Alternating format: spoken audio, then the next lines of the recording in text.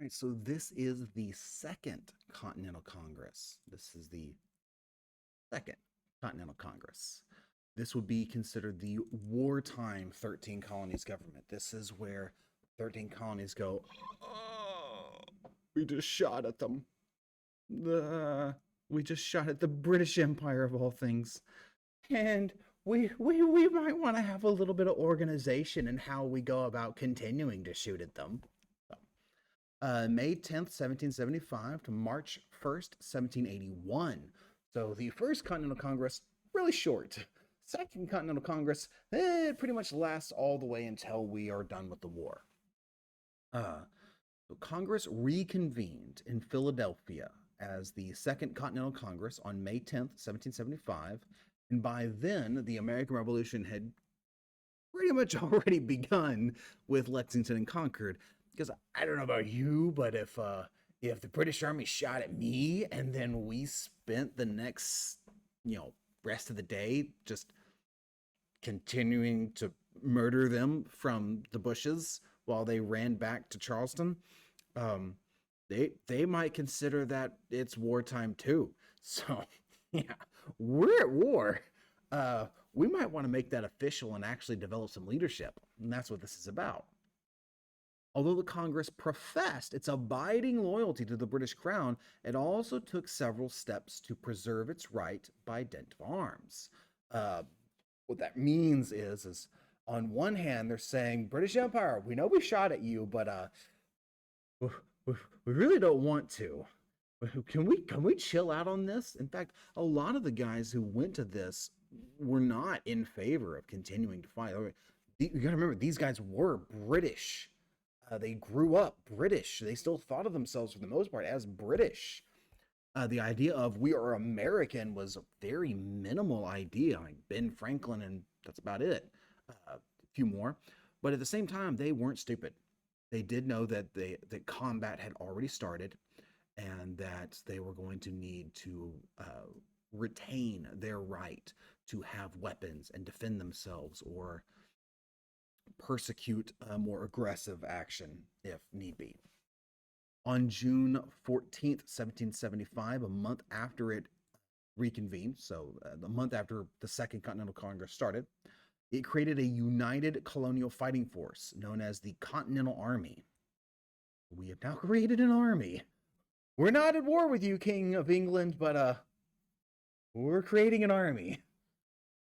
The next day, it named George Washington as the new Army's commander-in-chief. We're not at war.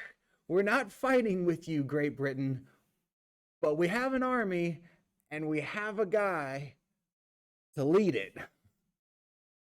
The following month, it issued its Declaration of the Causes and Necessity of Taking Up Arms.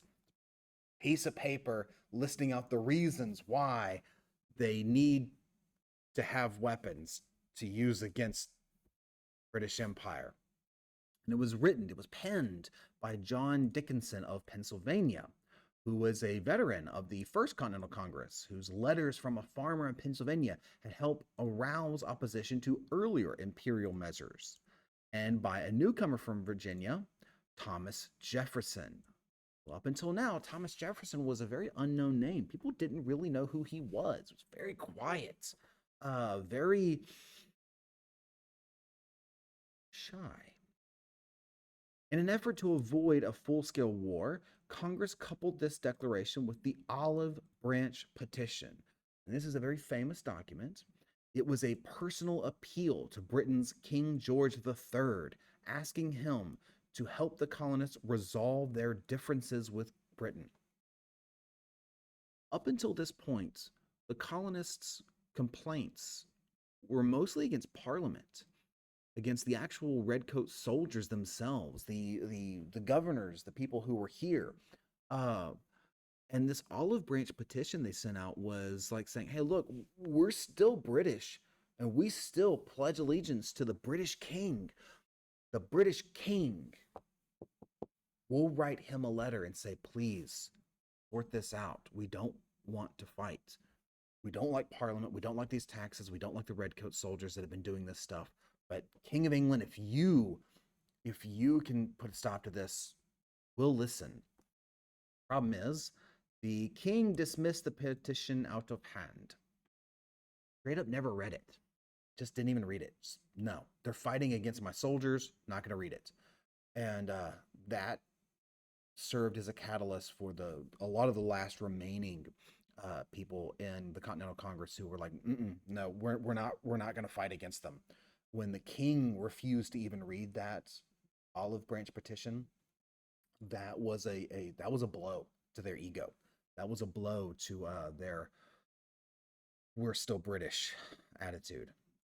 For over a year, the Continental Congress supervised a war against a country to whom it proclaimed its loyalty. So for over a year, we were fighting against the British, but at the same time, we were telling Britain we're still loyal. We're only fighting against these taxes, this taxation without representation. We're only fighting against Parliament. King of England's not helping us. Ugh.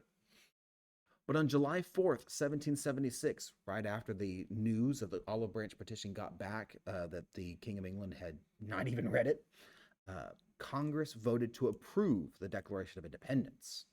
The Declaration of Independence allowed Congress to seek alliances, friendships with foreign countries, and the fledgling United States of America formed its most important alliance early in 1778 with France.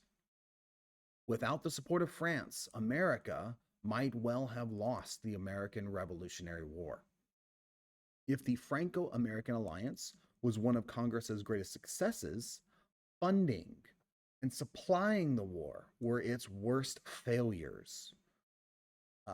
George Washington was constantly complaining of how little support he got from Congress. Congress struggled throughout the war to provide the Continental Army with adequate supplies and provisions.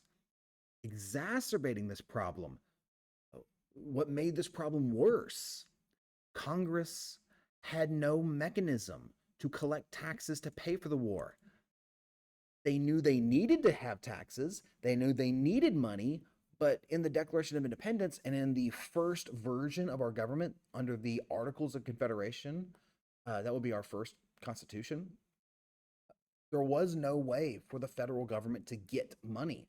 So if they can't get money, they can't pay for anything. They were literally begging the colonies, please give us money because we can't force you to give it to us. Instead, it relied on contributions, gifts from the states, and it printed a lot of money that it didn't have. They were literally just printing out money. We don't have any money, but we're going to spend it anyways. As a result, the paper money issued by Congress quickly became understood as worthless. So that's a brief rundown of the Second Continental Congress, and I hope that you're doing well, and I hope that you're understanding all of this.